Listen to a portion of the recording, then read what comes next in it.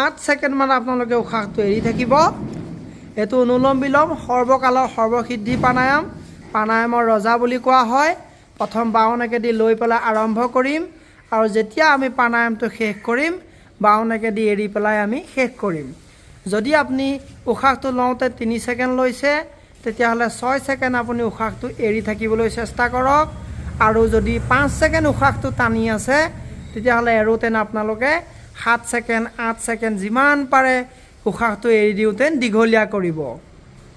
এই প্ৰাণায়ামে আমাৰ সম্পূৰ্ণ আমাৰ নাৰ্ভবিলাক বেলেঞ্চ কৰি তুলিব। আমাৰ যিমান আমাৰ শৰীৰত নাৰ্ভ আছে, নাৰ্ভাছ ছিষ্টেম আছে, আমাৰ ব্ৰেইনৰ পৰা যিটো চেণ্ট্ৰেল নাৰ্ভাছ ছিষ্টেম আৰু আমাৰ যিডাল মেৰুদণ্ডৰ পৰা আমাৰ এটা স্পাইনেল পেৰিফেৰেল নাৰ্ভাছ ছিষ্টেম গৈছে। গতিকে আমাৰ স্পাইনৰ পৰা আমাৰ ইয়াতে 31 পেয়াৰ 62ডাল নাৰ্ভ ওলাই গৈছে আমাৰ কঁকালৰ পৰা আৰু আমাৰ মগজুৰ পৰা সম্পূৰ্ণ শৰীৰত বহুত লক্ষ নাৰ্ভছ আছে। গতিকে সেই নাৰ্ভবিলাক বেলেঞ্চ কৰিবৰ কাৰণে এই অনুলোম বিলোম প্ৰাণায়ামটো খুব ভাল। ই অক্সিজেনৰ মাত্ৰাও বঢ়াব আৰু বাওঁ নাকেদি আপোনাৰ চন্দ্ৰনাড়ী যিটো আমাৰ শীতল কোমল মধুৰতা আৰু সোঁ নাকেদি সূৰ্য নাড়ী উষ্ণ। গতিকে বাওঁ নাকেদি আমাৰ ইৰা নাড়ী বুলিও কওঁ আৰু আমাৰ সোঁ নাকেদি এটা পিংগলা। ইৰা আৰু পিংগলাৰ যেতিয়া আমাৰ দুডাল মহান নাড়ীৰ এটা বেলেঞ্চ হ'ব তেতিয়া সুষুম্না নাড়ীৰ শক্তি আমাৰ স্পাইনৰ মাজেদি এডাল বিশেষ শক্তিৰ আবিৰ্ভাৱ হয়, যিটো কুণ্ডলিনী শক্তি বুলি কোৱা হয়। এই কুণ্ডলিনী শক্তি জাগ্ৰত হৈ আমাৰ ইৰা পিংগলা আৰু সুষুম্না নাড়ীৰ যেনেকৈ আমাৰ গংগা যমুনা সৰস্বতী কওঁ, ব্ৰহ্মা বিষ্ণু মহেশ বুলি কওঁ, তিনি শক্তিৰ এক সংগম আপোনাৰ শৰীৰত ব্ৰহ্মা বিষ্ণু মহেশক একেলগে পাব পাৰে। গতিকে বাওঁ নাক সোঁ নাক আৰু আপোনাৰ এটা 2ডাল নাড়ীৰ বেলেঞ্চ কৰি আপোনাৰ ৰাজহাড়ৰ মাজেদি এক বিশেষ কুণ্ডলিনী শক্তি সুষুম্না শক্তিৰ আবিৰ্ভাৱ কৰিব পাৰে এই অনুলোম বিলোম প্ৰাণায়ামৰ দ্বাৰা।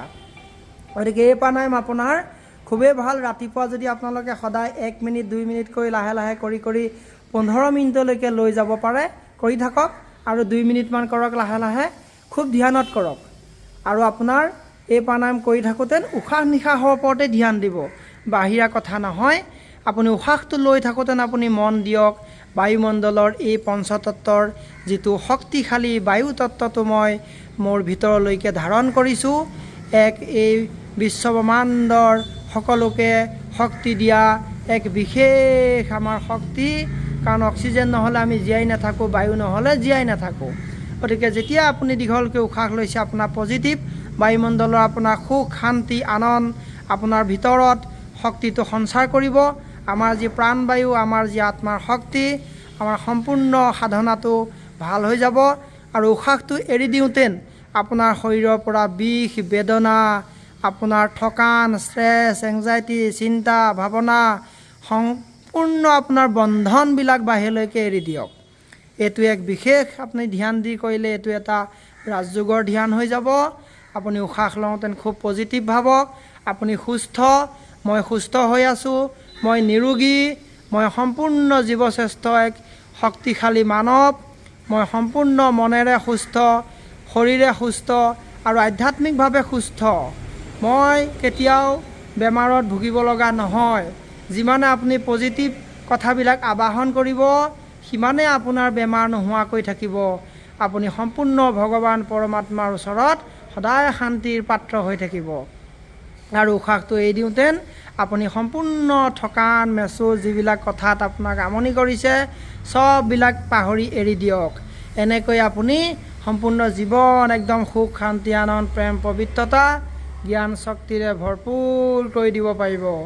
গতিকে এটা শীতল, আপুনি এক মুক্তি যুঁজাৰু, আপুনি বিজয়ী ৰতন, আপুনি সফলতাৰ শক্তি, আপুনি এক জ্ঞানৰ পোহৰ, আপুনি এক নিৰোগী আত্মা, নিৰোগী এই শৰীৰ, আপোনাৰ নিৰোগী এই মন, এই নিৰোগী সম্পূৰ্ণ আপোনাৰ পৰিয়াল, সম্পূৰ্ণ বিশ্বলৈ এটা আপোনালোকে শুভকামনা দিব।